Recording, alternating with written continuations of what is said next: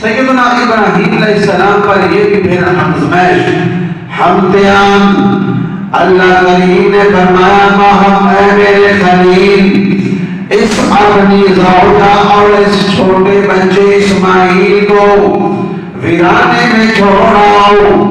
اب یہ بار بار سوال دہرانے والا تھا، بڑھاپے میں بیٹا ملا،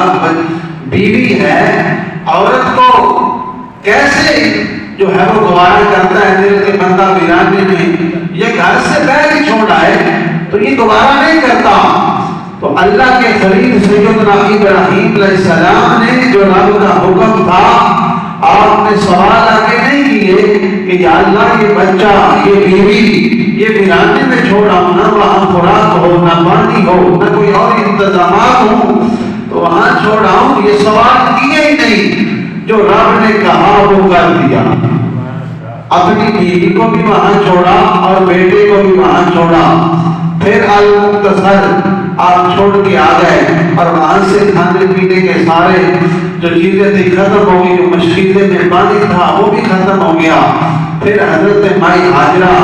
رضی اللہ تعالی عنہ کا واقعہ، پھر آپ بار بار جو ہے وہ پانی کی تلاش میں نکلی اور پھر ساتویں جنگل میں آ کے دیکھا کہ اسماعیل علیہ السلام کی ایڑیوں سے جو ہے وہ پانی آب زمزم جو ہے وہ نکل رہا ہے۔ تو جس طرح انہوں نے اپنے رب پر توکل کیا، بھروسہ کیا اور اپنے رب کی بات ماننے کا حق ادا کیا، رب ذوالجلال نے پھر انہیں ایسے ہی نوازا، ایسے ہی ان پر انعام فرمایا کہ خلیل اللہ کے بیٹے اسماعیل کی ایڑیوں سے نکلا ہوا پانی آج بھی جاری اور ساری ہے اور قیامت تک یہ جاری رہے گا۔ تو حضرت سید ابراہیم علیہ السلام، اللہ کا قرآن فرماتا ہے فَلَمَّا بَلَغَ مَعَ السَّعْيَ،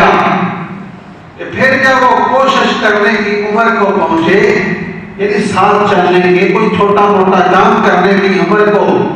سیدنا ابراہیم علیہ السلام کے یہ بیٹے اسماعیل جو ہیں یہ پہنچے۔ اس سے پہلے یہ ساری آزمائشیں ہیں، ان کو ویرانے میں چھوڑا، پھر یہ